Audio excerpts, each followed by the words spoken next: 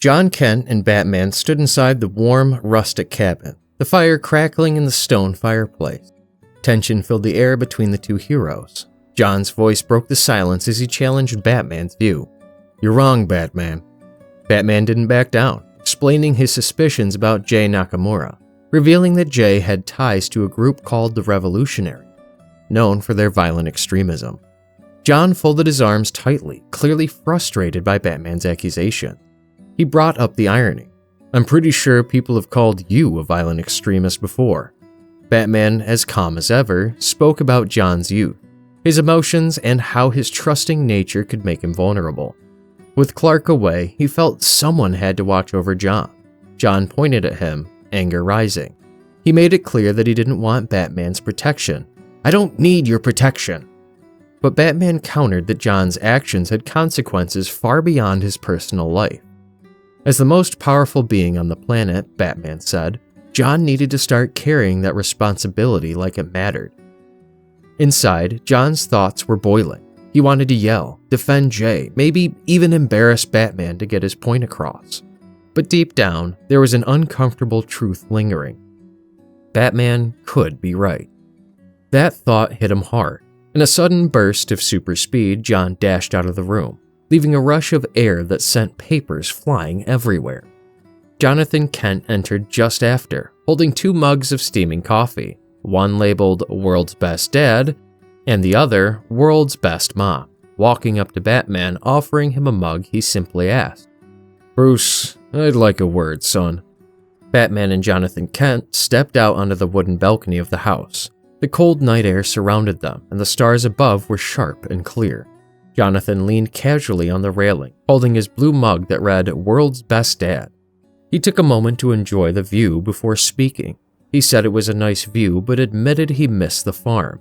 Batman stood beside him and apologized to Jonathan and Martha for the danger they now faced, saying their anonymity should have been protected.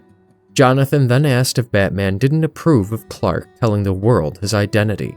Batman explained that he believed it was their responsibility to protect the people in their lives who weren't invulnerable, the ones who couldn't shield themselves from danger the way Clark could. Jonathan gave a knowing smile and said, there it is." He spoke about Alfred, how Alfred had known the risks of standing beside Batman, but was proud to do it, proud to fight the good fight. Batman froze for a moment, caught off guard, and asked, "How do you possibly know what Alfred?" Jonathan chuckled lightly, saying he and Alfred had spoken almost every week. Alfred had been one of the only people they could truly confide in, and Martha and he had been the same for Alfred. They'd call and talk about Bruce and Clark, sharing their fears and frustrations. But more often than not, Jonathan explained, Alfred would boast about Bruce with fatherly pride, and they would do the same about Clark. Batman lowered his gaze slightly. He quietly admitted he hadn't known Jonathan and Alfred spoke like that. Jonathan looked out at the stars again and told him, "You don't know everything, son." The night grew quiet for a moment, and the air was still. Jonathan's expression softened as he turned back towards Batman and said, "I miss him. He was a great man, and he loved you dearly." Batman stood silently beside him. His eyes gave away the sadness he was trying to hide. Batman finally broke the silence.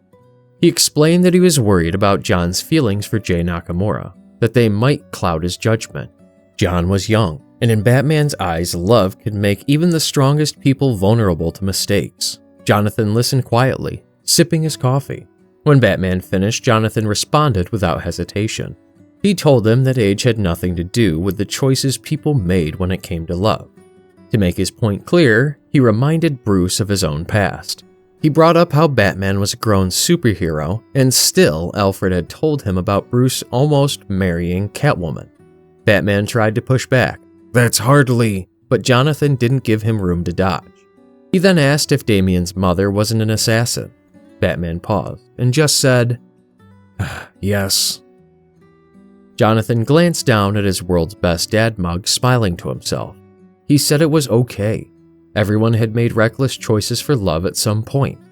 He talked about how Martha and he were probably the most reckless of them all. After all, love led them to raise an alien that fell from the sky.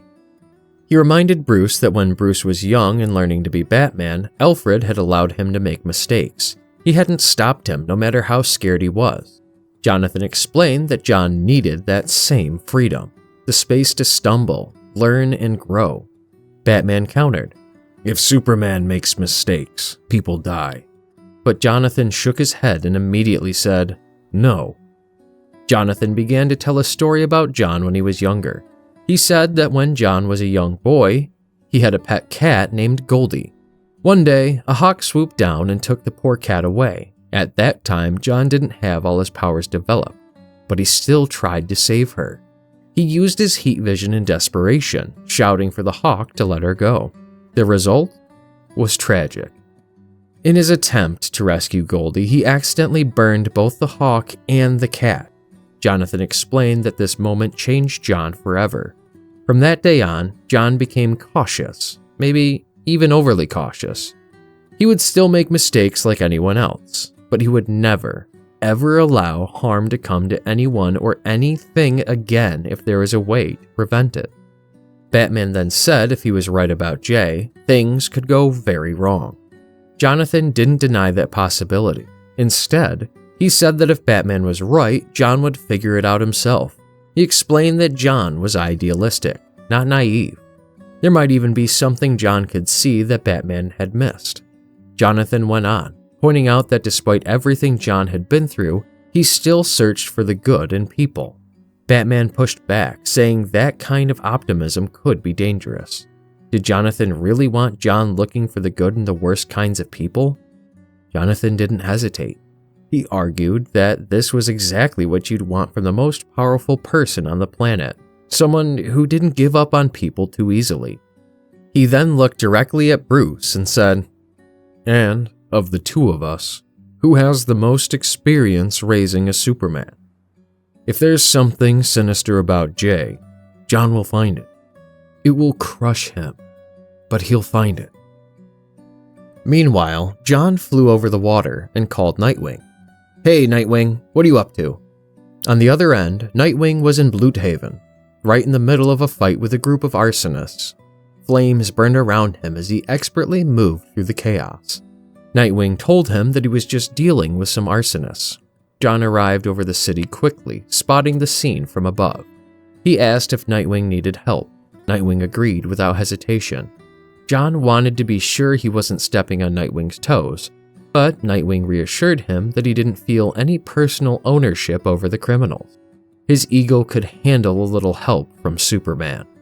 He also mentioned a small fire nearby, but before he could finish, John appeared in an instant and blew out the flames with a single breath. Nightwing turned toward him and simply thanked him. After putting out the flames, John helped Nightwing round up the arsonists.